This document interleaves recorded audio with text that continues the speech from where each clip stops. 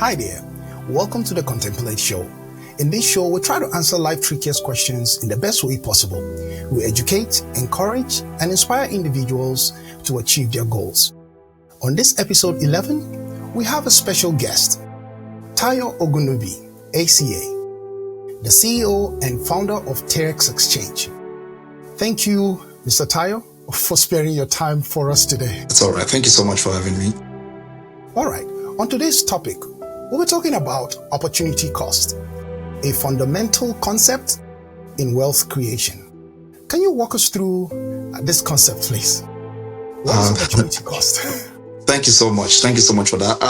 Actually, when you called me and you told me about this topic, I was wondering, I was like, what have I got to say? Why is this very important in our day-to-day life? Then I started raising, I felt, that's actually what we do every day. It's what we do daily, every time, all through our life, and it's very important that people know, and probably people get conscious and aware of what opportunity cost really means.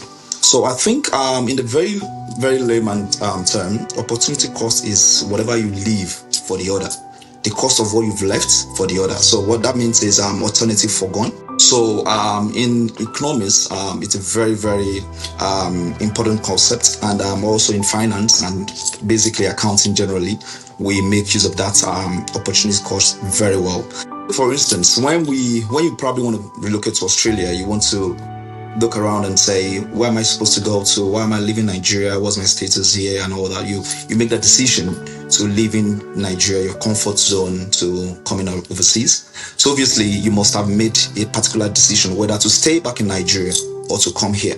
And I want to believe that you probably will have penned one or two things down before making the decision to come here.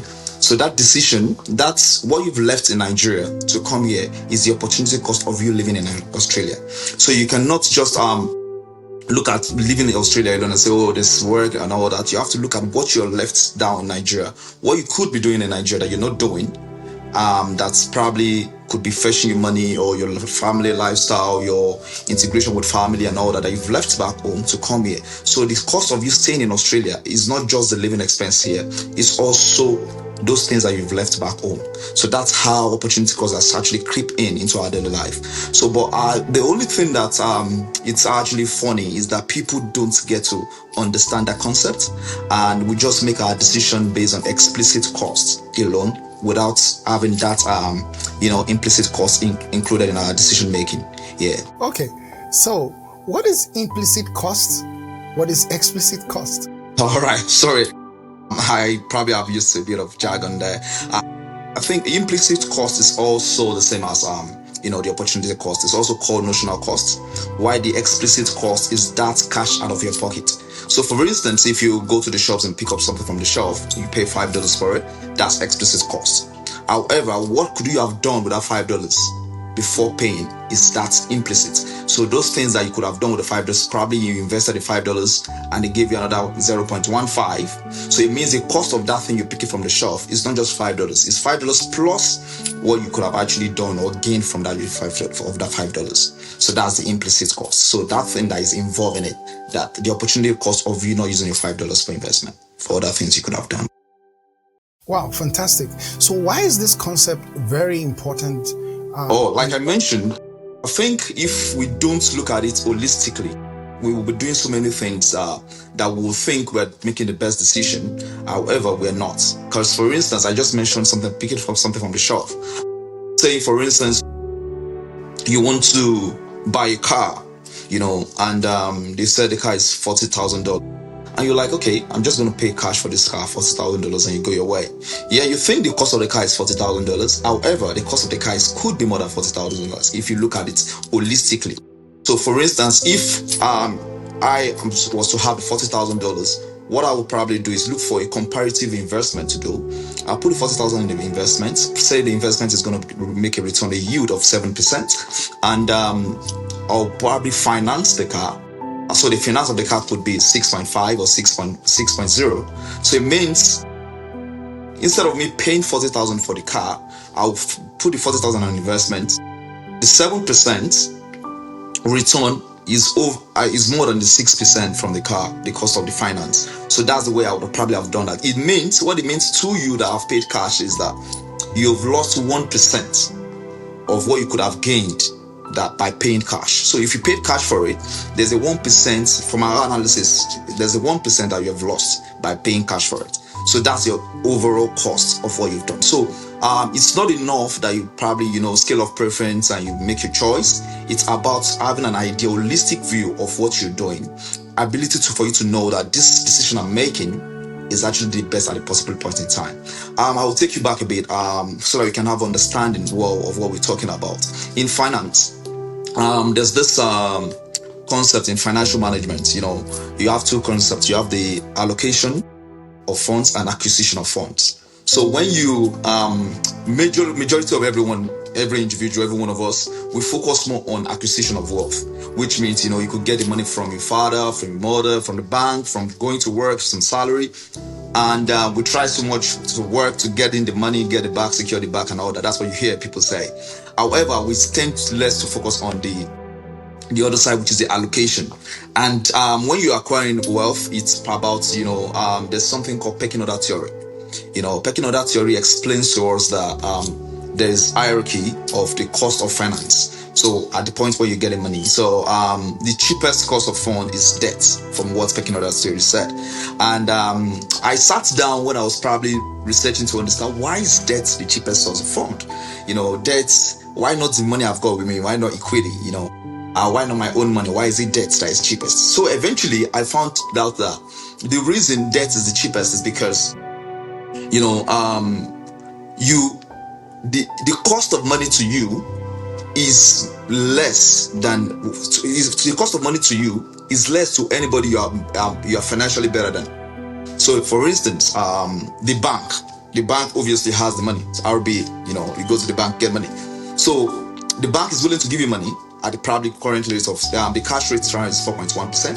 So the bank would probably give you money at 5% or 6%. But though you have limited resources, right? And you're like, okay, I've got an investment I want to do that's going to return 7%. So you understand that your cash can secure you that investment for 7%. Why not go to the bank and borrow the bank money for whatever you want to do, while you use your own money to do investment? So another simple analogy is, if you have $1 million in your account and I've got about $1,000 in my account, if we both lost our $1,000, the cost of that money to you, a $1 million holder, is almost insignificant. It's immaterial. But to me, the 1,000 is my life savings, and if I lost it, it becomes something very important. And that's where you come from, the debt. So it means, to me, $1,000 is very expensive, but to you is immaterial. So what that means is, instead of you spending the $1,000, you that have $1 million, what you should do is look for someone like me that is willing to actually pay something more to have that $1,000, so that I can also use it to look for someone that is better than and borrow the same money. So with that, when we do that kind of chain, we create wealth. That's where you create money, because the person that has got $1,000 sitting in his account can only get probably 1% or 0.1% from the bank. So if the person give it to me that have limited resources, I'll go use it, I get something better and return money to him. So that's why debt is cheaper than equity. So when you go to the bank, and the richest person obviously in any economy is the bank, so person in terms of entity, right?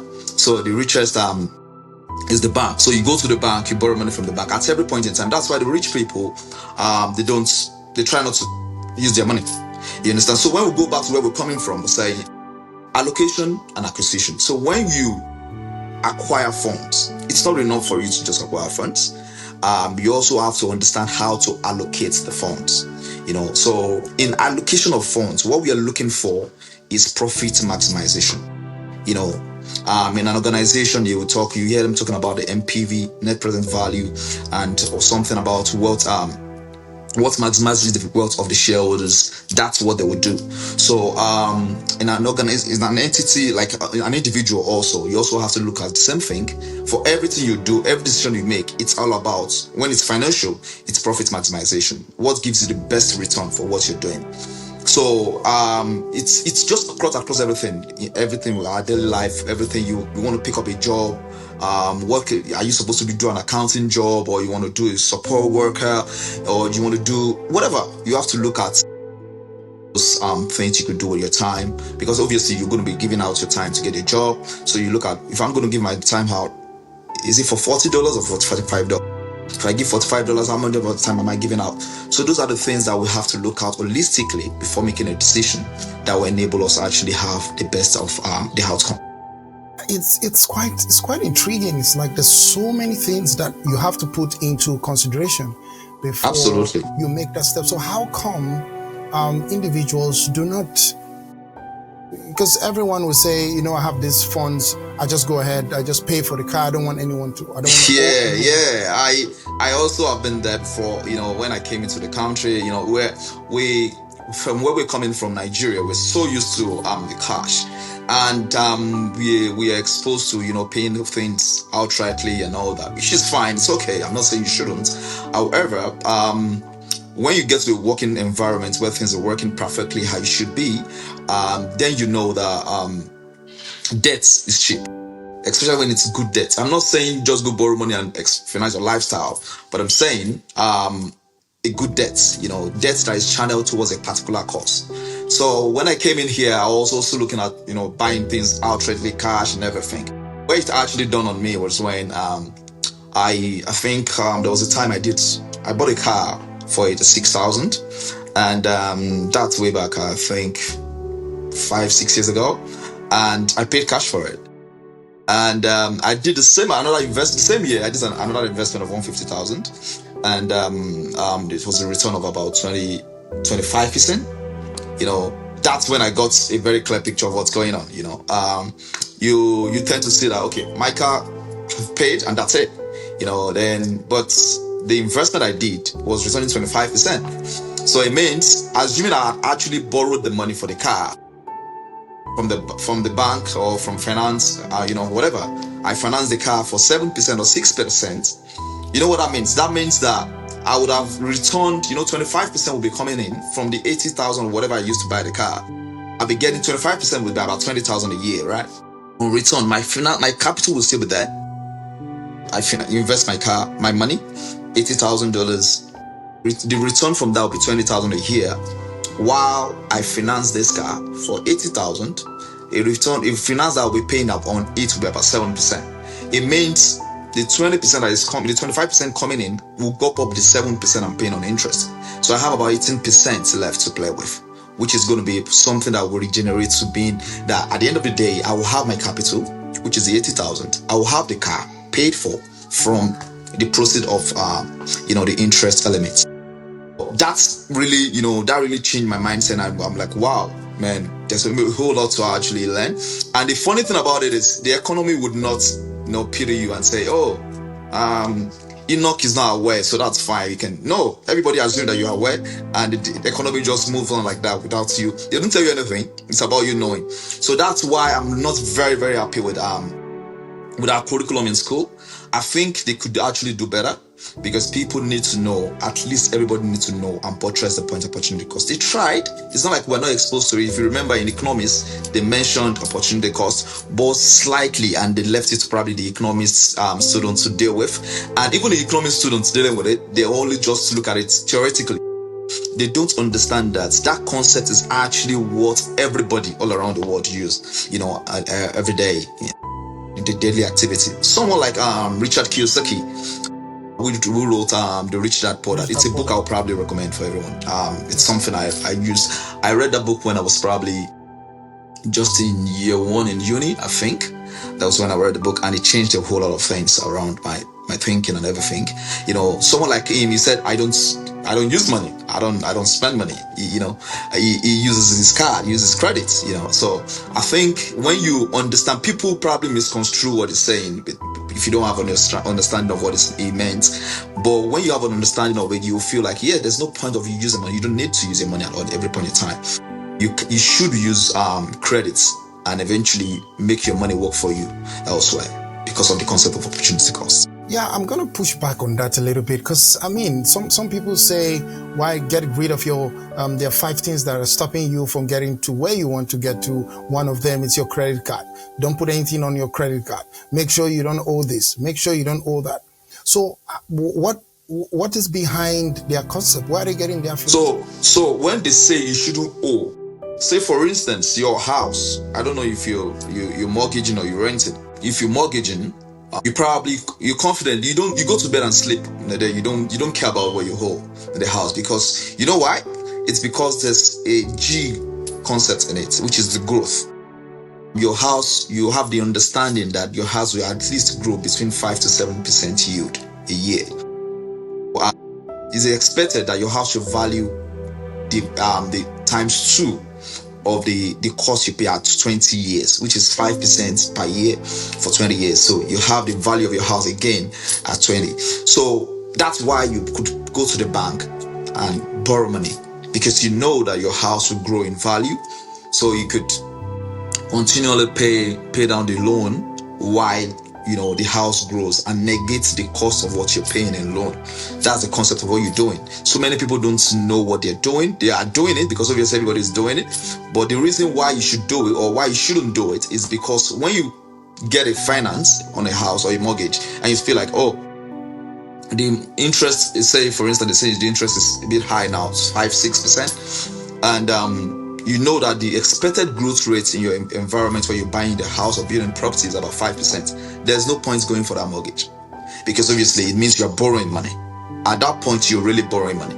But when the interest is 6% and the yield in that environment, the growth rate of the house is about 10%, you can go ahead and borrow the money, because in that time you're not really borrowing in the real sense. You're not borrowing money, because at every point in time, or interest that is coming, the growth that you are experiencing in that house is covering the cost of borrowing. So in finance, it's so interesting that we don't care about the notional value of money. So we don't. What of those who are renting? So you've rented, that's fine. I'm not saying, renting and mortgaging, it's a big concept. Like, people have called me a lot of time to make the decision. Oh, I want to rent, I want to borrow, I want to mortgage, what should I do, and all that. My always simple analysis is, it's not, there's no fast route to it. There's no fast route to say do this or don't do it. It's based on your circumstance, wherever you are, what you're doing, what you're up to, your life, career, and all those things. That's what you have to put into place before making that decision to borrow money or to buy or to rent. So for instance, if you're still a young man and you're still, itinerary worker, you're not stable, you don't have a place, you're looking for a job, you're still job hunting and everything, or probably you now get one job that you're doing to get some money, then you want to buy a property. I would advise, if I was the person in that situation, I would probably rent. I will rent, and I will make sure the money, if I have the money, I will make sure I channel the money to another cross investment. So I can buy an investment property elsewhere that is probably, positively geared. And, so it means the person in it will be financed. The rental will be able to cover the cost of, mortgage. So I'll buy that investment property just to keep myself into the market. I don't want to, the market to shut off from me. So I'll get myself in the market by buying an investment property somewhere else or wherever I want to be. Then I'll keep on building on my career, because what that means is, if I build a property, if I try to say I get emotional and I build my dream home in where I'm living, and eventually I got a job elsewhere, say for instance in Canberra, I build a very big house and an edifice and all that, and the next minute they call me to come work in Perth. At that point, I probably might have to leave my property to move to Perth. And what that means is I'll probably want to give out this house for rental. And the problem with that is, you already spoke your mind to building the house. The person that is coming to rent might not like the design and might not be willing to pay those extra, that you have actually put into it. So at the end of the day, you might not be having the best value for your rental when you probably want to put it in for rent. So in that situation, I would probably decide to continue renting and have my investment to work for me. Another thing is, if I am a very a young family, I've just probably one child, why would I go build massive house? Probably if you're in that financial position, why not? You can do it, and because obviously there are two things that a house would do for you. A house would give you a place to live, right? A place of abode. And a house will also serve as store of wealth. So even when you are saying, oh, I just want to build a house, I don't care about the value, Guess what? The economy is caring about the value. The economy is they will tell you the value of the house for you. They will tell you, even when you feel like I don't care about it, they will still tell you the value. You know what I mean? That's where they will tell someone like Jay-Z, the value of the house he lives in. It's not because he's really interested, he has so much money, but they will still tell you, right? That is sacrosanct. It's there in the economy. So the house is tough, and also it gives you a place to live, a place of abode. When you shy your eye from that store of wealth and say, oh, I just want to live, I just want to enjoy my life and everything, if situations happens and you have to pull up and say, hang on, how much have I got here? Then you would know that it's also a store of wealth. Do you understand what I'm saying? So in that situation, when you feel like I can rent to get a place of abode, I can live in a place that I like to live. Because guess what? When you rent, what you're saying is that the person that built the house built a place for you to live. It's not a place the person want to live. So it's a place that you would like. That's why you go for, when you go check the houses, check what you actually look for, what you're looking for. You know what you're looking for when you're going for rental. So you go around searching and you get to a place and be like, I like this house, I want to live here. At the time when you say I want to live here, it's someone that has built that thing for you to come live there. So that person has built something that you would like to live. He's not living there. So you can also do the same thing for another person. You can also build something, 3-bedroom, 2-bedroom, 1-bedroom, whatever, that you have the capacity to do at that point in time. Build it, let someone else stay there whilst you build up your career, whilst you get to the place where you're comfortable. Then you can live in a place like a $5,000 per week house without hurting you. You know what I mean? So you have to understand your circumstance before making a decision to rent or mortgage. It's the same with opportunity cost, as it's still the same thing, Yeah, so that's quite in depth. And I have another question for you. Okay. Why do people struggle with, we call it the rat race here, and there are a lot of things that you've said. If I do more, I can get more. Can you just demystify that myth? The rat race. I think it's because we don't have a financial roadmap. That's when we continue running around in the same cycle. If you have a roadmap on how to move, what you want to do, sometimes there could be, differences or deviances 1 or 2 times, but when we have a roadmap of what we want to achieve, what we're going to, what we want to do, I think it guides us and gets us out of the rat race. In Richard Kiyosaki, but you say, go to school, get good grades, secure job and all that. That's for the poor father or dad. So that's exactly what a whole lot of us would do. And it's because we don't understand the principle of wealth creation.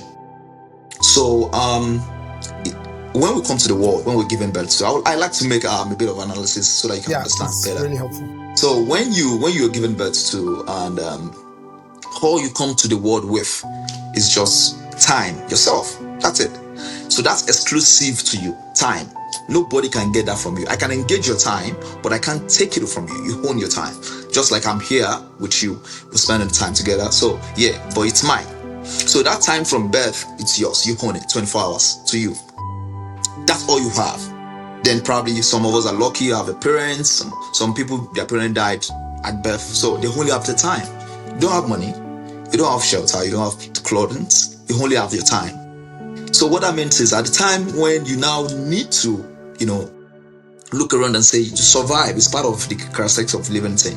You want to survive. Survival is part of it. So for you to survive, animals will just go into the bush and just do whatever they have to do and get things, So back in the medieval time, they do farming, subsistence farming, they go fishing and all that. But in the current world now, you know that you have to spend money. Money is what you need to spend to get what you want. So now you have time, you don't have money. Unless someone gives you money, you don't have money, you have time. So you have to look at it and say, okay, hang on, I have time. Then I should sell my time for money. That's where the concept of work. That's why you get paid per hour. You have your time, you sell your time, you get money. So that's the concept of this per hour thing that we get paid for. So you now look at it and say, okay, hang on. Before you make that decision of what to give your time to get paid for, you have to be sure of what you need. So what are the things I need? I need a place to live. I need the clothing. I need food. Okay, what's the cost of those things? Okay, they cost about $500 a week for me to survive. Okay, $500 a week for you to survive. That's fine. Then it means that you can either look for a job that can cover that $500 a week, or look for something that can pay more than $500 a week, but you know that you wouldn't go for any job lower than $500 a week. Because if you do go, say for instance, if you have a kid and you know you're going to pay for every time you go to work, you're going to pay a minder or a carer to look after your kids for you, and you now decide to go to a work that will pay you $10 an hour, while you are going to pay a minder $30 an hour, I'm sure you wouldn't do that. Because it doesn't make sense, right? So that's the same way you have to look at it and say, if I have a demand, a need, my need every week is 500, then I should look for a job that will pay me at least 500 or more. Do you understand what I mean? So your equation at that point in time would be X is greater or equal to $500, which your X is your work, where you go to work. So when you do that, you can get by it. You just pay your bills and you live your life. That's it.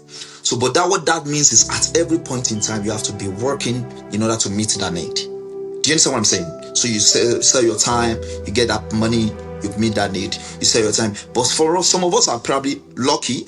You get to get paid more than you need, and that's where the savings comes in, right? So you get paid more than you need. Not once now. I use the word need. You get paid more than you need. So when you get paid more than you need, you have some residual, and that's your savings. That's why you have something in the bank, because you don't need it. You probably would want it if you want to buy a car, you can, but you don't need it. That's why you have it in the bank. So now, where the rat race now creeps in is, it's unfortunate that you cannot. It's me. I have thought about it, and I'm saying this for a fact. You cannot augment you cannot augment an uncertain lifestyle.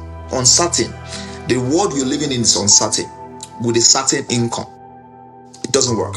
In accounting, it's called matching concept. You have to match like for like. Like X plus Y will remain X plus Y, but X plus X would mean 2X. You know what I mean? It has to come together. It has to be like for like. Certain income has to go with a certain life. But unfortunately, life is uncertain. Things happen. You know what I mean? Things will happen. So when you say you earn $500 a week, and I'm going to be all right. I need $500. I'm all right. And you start living that way. Unfortunately, things will happen. I don't know what it is, but that is the way. The car breaks down or something. That is the way it works. Like things would always happen, and you will find out. That's why you will look at that and say, you look at your pay slip and you see, I've earned 120,000 or 200,000 this year. But you look at your bank and there's nothing there, because there's something will always happen. That's the reality of life. So what then you need to do to meet up with that reality of life, which is uncertain life, is you need to look for uncertain or uneven income that is steady but uneven. So what that means is it is not $30 every week. No. It is $30, $10, $5, $45, $50, $20. That is the way your income has to come in. So when your income is steady, but it's not, it's steady but not stable, like it's not constant. Let me use the word constant. It's steady, it comes in, you have steady flow of wealth, income coming to you, but it's unstable. Like it fluctuates. It's not like constant. Yeah. I'm not saying you shouldn't take an employment job. I'm not saying you shouldn't work for someone. No, I'm saying you must ensure that you look for an income that is not, that goes up and down. What that does to your psyche is, when there's something called marginal propensity to save and marginal propensity to consume at every time you earn an income. So for every change in income, there's a marginal propensity to save and marginal propensity to consume. What economists are saying is that for every time you know that your income has increased, then you start to see, like, why would I go to the Audi shop? I know clothes. Audi is for low profile people. I want to go to clothes. Then you start feeling like, why would I be wearing just a Nike? I want to wear off-white. You know, why will I wear the casual watch? Why I can wear Rolex watch, man? You know, you start saying that thing because it is natural. You know, all things being equal, ceteris paribus, right? It's not. People tend to, you know, a little bit of it. You look at yourself probably when you start earning $50 to when you were earning 1,000, 2,000. You will see that a bit of your lifestyle will change. Something will change about you, so that would probably go up. So, but when your income is not constant, like it's not constant, doesn't say 500 a week. There are weeks that you earn 500 and there's a week that you earn 200. I tell you for free, because you don't know what's going to happen there, your lifestyle will be at the minimum. You tend to be like, okay, I'm not sure I'm going to be earning 500 next week, or it's better I try to stay in 200 level. You know, it helps you to be conservative, right? So I'm not saying you should now say you ditch out your job. No, what I'm saying is automatically look for an investment. So there's this cash flow quadrant that Kiyosaki did. You know, you have to employment, then you have self-employment, you have business ownership, and you have investment. So everybody, the last quadrant there is passive income.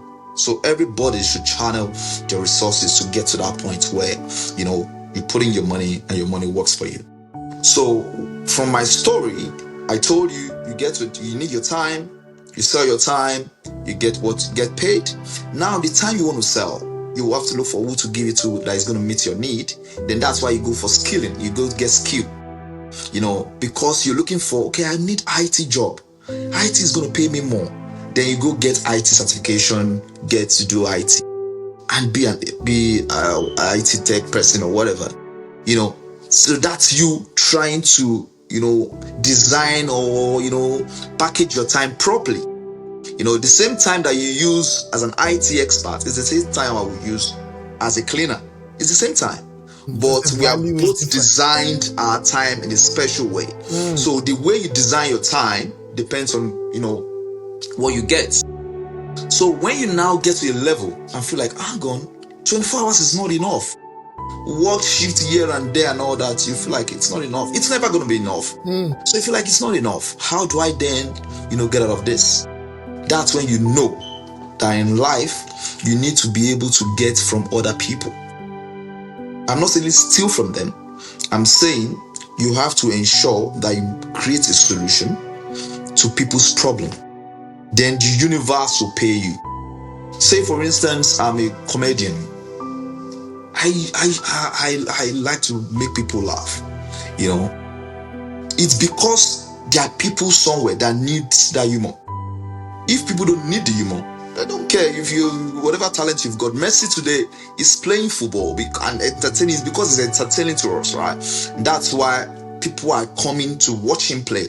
You understand what I mean? And it's because people need that relaxation, entertainment. They will need to be entertained. So when you solve a problem, you know, then it translates to reward.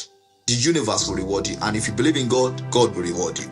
You understand? So that's how to break out of the rat race. So what that means is it's going to get to a time when it is not going to be based on time for you to make money. It's going to be based on the number of people that needs your time. So, for instance, you are probably going to say, for instance, you want to record a song like Davido. Davido will record the song in his room and go to the studio, do whatever he needs to do, and then boom, upload it. He wouldn't tell Tayo to listen to it. Tayo probably will just listen to it and like the vibe and start listening to the song, and it translates to stream for him, and then he gets more money. Davido cannot control the number of people that will listen to his song. He has spent his time creating that solution, which is probably Tayo needs that vibe. I need to dance, I need to entertain myself, I want to enjoy myself, I need that music. So Davido will just create a song in his room, package it and upload. Then Tayo that needs the song for whatever reason would go by himself, download it, or probably stream it and be listening to it. The same thing will happen to Enoch and every other person around the world. So at that time, Davido is not really selling. He's selling his time, but he's not being rewarded by the number of time he has used is being rewarded by the number of people that needs the solution that he's creating. So and that way, you break out of the rat race. That's where the passive income comes in. That's where the passive, yes. You're creating a system that absolutely. you don't really have control over, and it works by itself. Yes. And by virtue of the need and problems people are solving that problem. So you're not directly selling your time, because like you said, you can't be able to get 24 hours will never look at everybody. The rich guy, the wealthy people, 24 hours is never enough for them. It's never enough, because it can never be enough. So what they have to do, for instance, you could be a support worker and you feel like, hang on, I don't want to work for someone. I want to solve problems. I want to care for people directly. You set up your own building or your own company and say support worker service and all that. Then you got into one person, you started engaging one person. That one person would only pay you so much. Can only pay you for the whatever, even if it's $60 an hour. $60 an hour times 24 hours a day times 365 is all you can make. Okay? Then you get stuck. You need more. You want to fly private jets, you need more. So what you then do is get Enoch in and say, Enoch, come work with me. I'll pay you $40 an hour. $40 an hour, but you know that this client Enoch is going to work with would pay $60 an hour. You understand what I mean? So invariably, you are getting $15 from Enoch, because Enoch has not gone to meet the client himself. $15 is coming to you through Enoch working for you. Do you understand? And that's why for every business owner, your equation for keeping a staff member is your salary, that's X, must be greater or equal to the value that you bring. So it means that it must be less, So salary must be less or greater, must be less or equal to the salary, the value you bring to the organization. So what that means is, if I'm going to pay you to work with me, I can be fair and say, Enoch is my friend, that's all right. Just come and be sitting here. I'll pay you $10 an hour, because Enoch is only going to bring me $10 of value anyways. So that's fine. It's not getting money out of my pocket. I can have you there. But I can also say, Enoch is bringing $40 an hour. Enoch, I'll pay you $30, because Enoch is bringing $40. But it would be wrong of me to say, Enoch, come and sit here. You're bringing only value of $10, and I'm going to be paying you $100 an hour. I can't do that. If I do that, I can only do that so long. It's going to get a time, it's going to hurt the business. So I cannot do it. So it means at every time when the company owes you and say, work with us, know that it means that you are giving them more. The value creation that you are giving to the organization is more or equal to the salary. It has to be. If it's lower, then they get you out. You understand what I mean? So that's how a business owner needs to operate. So a business owner will say, okay, you're not coming. He knows that he cannot be in Melbourne and be in Canberra at the same time. But he will register a business and call it whatever name and get someone in Melbourne to work with him so that he can get $10 from the person in Melbourne. You understand? And another person in whatever. So before you know it, you have 5,000 staff member and you are getting 5 value from them per hour. That's how you translate to wealth. 5,000 staff member. This is deep. Per hour, and boom, you're out of it. You're out of the rat race. So everybody must, even if you're not going to start a business, you must try as much as possible to enable your fund, your money, work with you. See all your capital, all your salary, or whatever the first income you get as capital, as seed capital. So what that means is when you go to work and you earn money, don't see it as something that you should spend immediately. See it as something that you need to, sow. In the Bible, I don't know if you're a Christian, but I am. In the Bible, there was a story of this man where he was going on vacation or something. There's a master-servant relationship with him. The 5 talents. Yeah, exactly. Do you know what? The funniest thing is the guy he was cranky with in that story, the guy actually didn't spend the money. He didn't waste the money. What the guy did is he kept the money, he saved it. He kept it, he saved it. And the master came and told him and said, why would you save? Why would you keep it on the ground? Even if you have nothing to do with it, why don't you go and give it to the people in the bank and get interest from them? So that's to tell you that you cannot just earn your money and keep it. Your money must at least go another cycle. It's just like you having a mango seed in your mango. If you chuck off the seed or you eat it up and throw it off, that's it, that's just one. But if you delay yourself of that gratification, put it in the ground and let it, come out and grow. So when it grows out, it brings out a whole lot of fruits. Then you can start eating whatever you want to eat from it.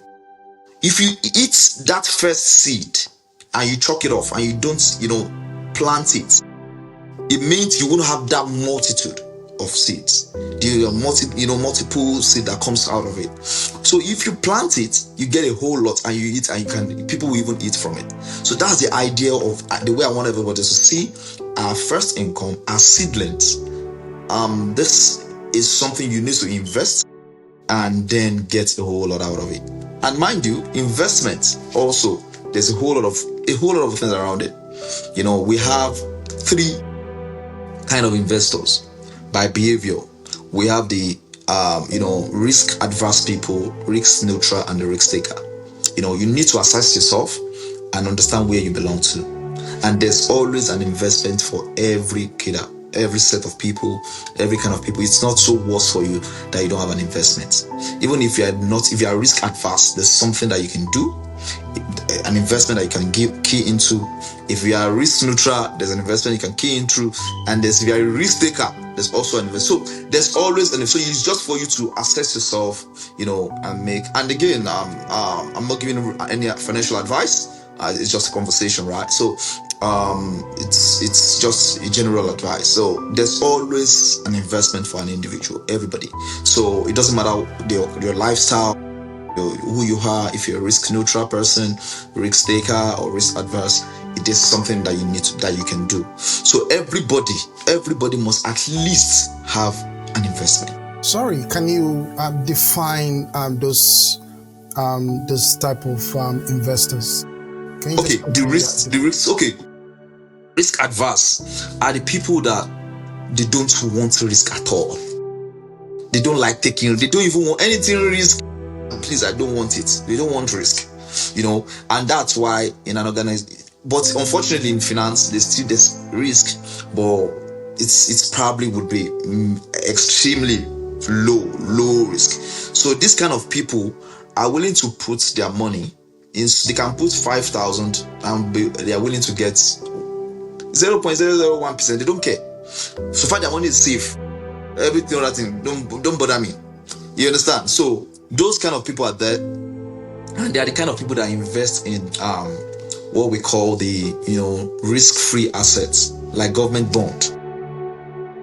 As bad as Nigeria is today, government bond in Nigeria is still about 19.9%. So that's if it's naira dominated. And if you go for the euro bond, the dollar, you still get about, I think I was on Wednesday, I can't remember, but I think it's around 7%, 7 point something percent, 7.6 thereabout percent. So obviously the yield asset. So there's two yield there. You have the yield and you have another one called yield at issue. So so there's a yield at issue. So imagine that's for low risk. That it's like almost, unless Nigeria crashes, you know what I mean, which we don't see. Yeah, it's possible. I mean, it's very low. The risk there is very low. That's why it's called risk-free. We use that in calculation of market value and all that. So risk-free, what's it called? Risk-free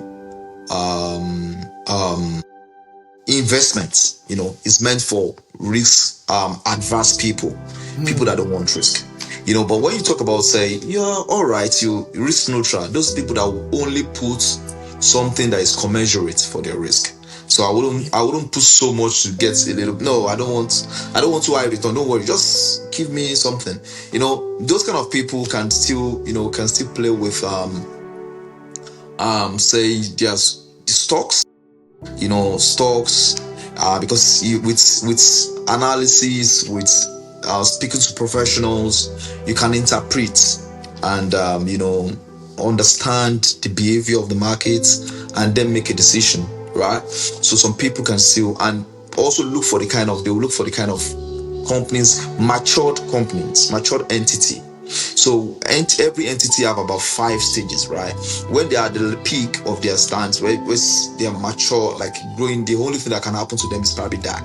That's the only thing. They're just there. So when you have those kind of organization, you tend to have little return from them, but definitely you are sure that the chance of something happening to your investment is very low. So yeah, you can also be that kind of person that will invest in that kind of stock. Then if you are now a risk taker person, you can go into crypto. You understand that that yes, you're taking the full risk and all that. It's definitely high return. There's no doubt. It's definitely high return. Or also, say for instance, venture capitalist, angel investor. You look for a growing company. I'm like, this company is gonna grow. I trust this company. And this guy is doing so well. Let me put my money into it. It's so high.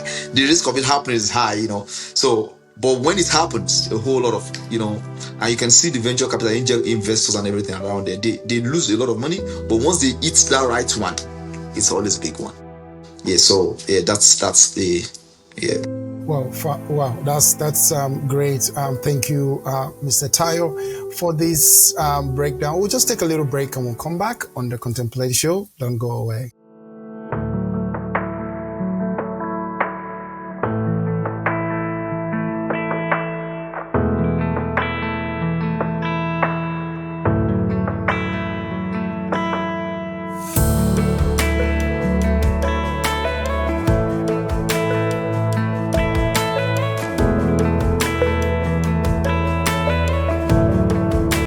All right, we're back from the break. We've been discussing with Mr. Tayo Ogunnubi, ACA, the CEO and founder of Tayrex Exchange. So we have a few questions before we let you go because your time is really precious. Yeah, absolutely. Now, how can people still take risk and they are not desperate? Take risk? Yes, and not be desperate. So you've really laid out financial principles and concepts, and some people just they need it now. What do you have to say to them? Right. Something happened recently in Nigeria where CBEX, or what is called, has taken a whole lot of people's money. Something like the MMM concept or something. It's coming from when people don't understand the principle of wealth creation. In finance, we're made to understand that the concept of money is arbitrary. So what that means is there's really no money in the real sense. It's about cost of money.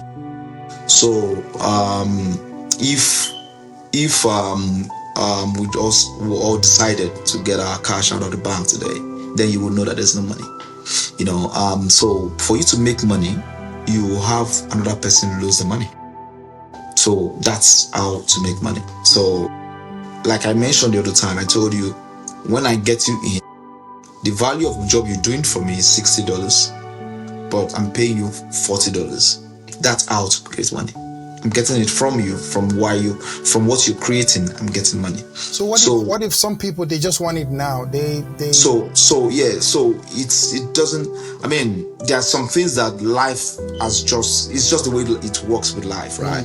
You cannot have your mango seed plant sown today and earn it today. You know what I mean? There are some things that just take time.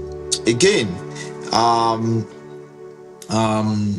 I'm not saying you cannot be lucky. You can go and play your bets, but that's betting and lotto, whatever. I'm not saying those things doesn't exist, but I'm saying that proper principle finance, there's time. So we recognize time in our conversation when we're talking about return. There's when you're analyzing any investments, you definitely have to consider the time. There's time, you definitely need time. So I wouldn't tell anybody that there's something out there that you probably do today and you get the money immediately or 2 days time. There's nothing like that, because it needs to do something.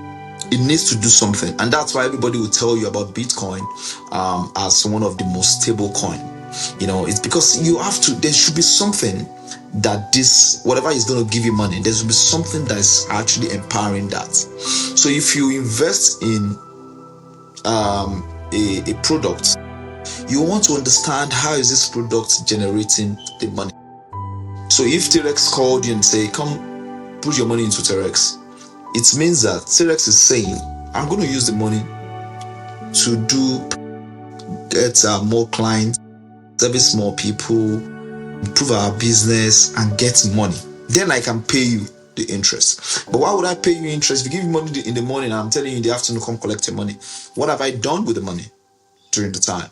So unless there's something, I was already doing something and I'm just stuck at this point, and I say, "Please, can you give me $5? Let me complete what I'm actually doing." Then the proceed will come. So it's going to be appearing as though it's coming almost immediately. But you need to understand that things have happened on the ground. So I don't think it's reasonable for someone to say, "I'm going to come, bring your money in the morning, and by next week come collect 40% or 50%. I think at that point you should know that there's something wrong, because it doesn't follow the principle of finance. So you should allow it that time for it to actually work. It needs to work. It needs to do something to generate that money. So there's no get rich scheme anywhere. If you try it, you might be lucky. In a Ponzi scheme, there's always someone that will get out of it safe, and there's someone that will be there burnt. So, but I don't recommend that for anyone. Fantastic. Thank you. One more question before we let you go, because we know your time is very precious.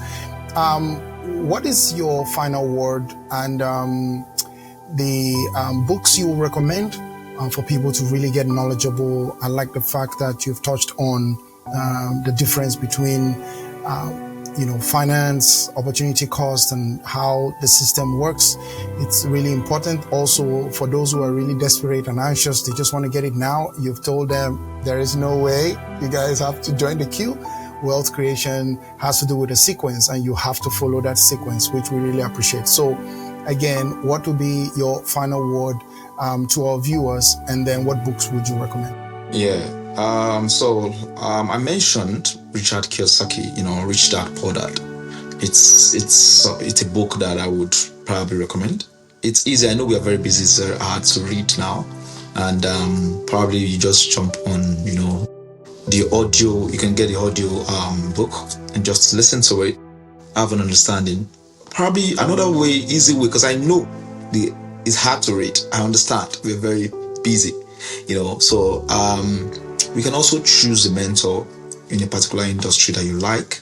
Listen to them, like for me, I listen a lot to Richard Kiyosaki. I listen a lot to Dangote in Nigeria. I listen to Otedola. People that people are that are held up there, and probably you can see the principle. What I'm looking for is the principle. When I was going to start Tayrex, I could tell you I listened to a lot of people, a lot of founders in the industry that are probably, just to understand what they've done, how they did it. And there was an interesting, let me tell you just an interesting story. There's this guy in the UK, Rational Effect. So when we were struggling so hard on how to actually get bank accounts, and no provider was willing to work with us. We don't have any track record, nothing to show, but this is just me understanding that this thing would work, right? So I applied, and then got as usual. They refused. Sorry, we can't work with you at this time, blah blah blah. So I got frustrated, I got tired, and said, hang on, there's something around. I need this thing to work, right? So what I did was to mail, Rational FX in the UK. I went on to mail the boss, the owner, because while I could do that was because I had read about him.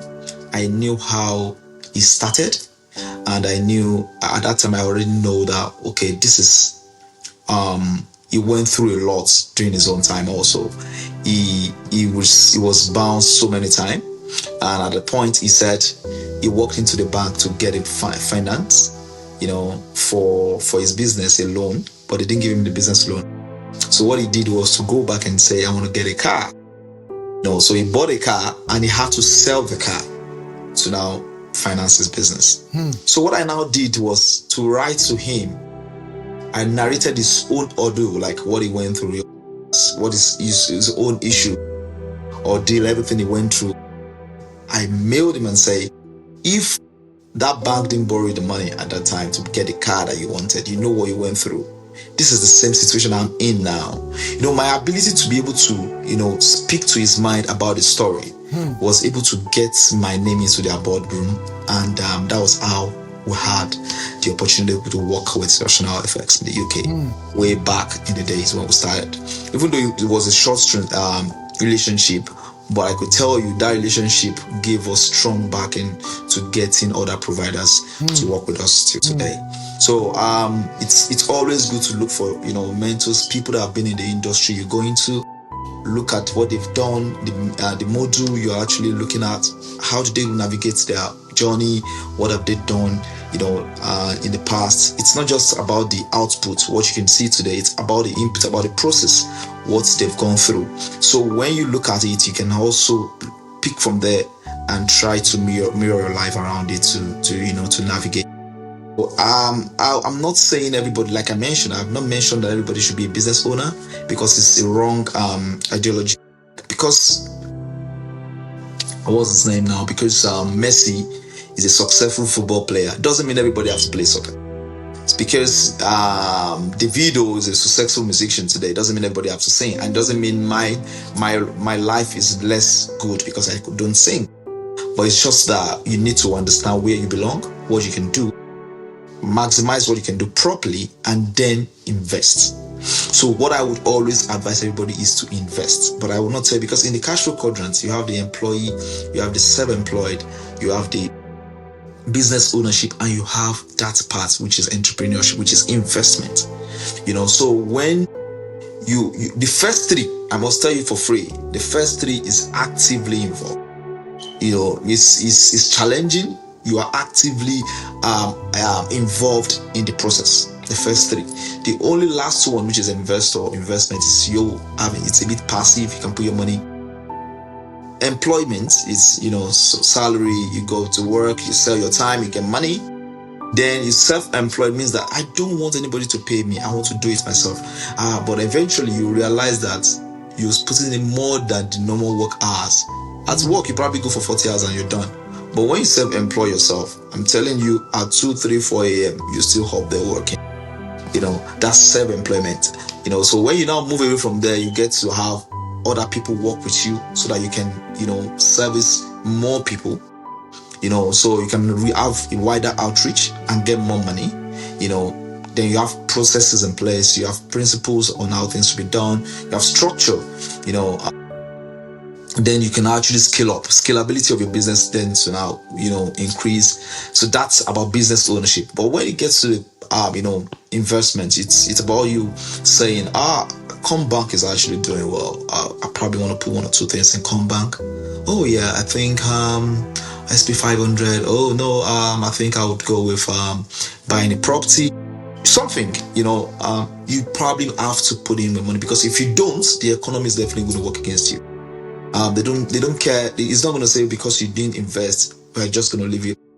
They are going to work against you. Your money that's in your hand will be less than what is going to worth less than what it was today by tomorrow. So you have to then do something about it. You have to put it into something. So it doesn't matter what you do, employment or self-employment or business owners, all of us are probably getting something. That's a seed. Then you can now put it into an investment.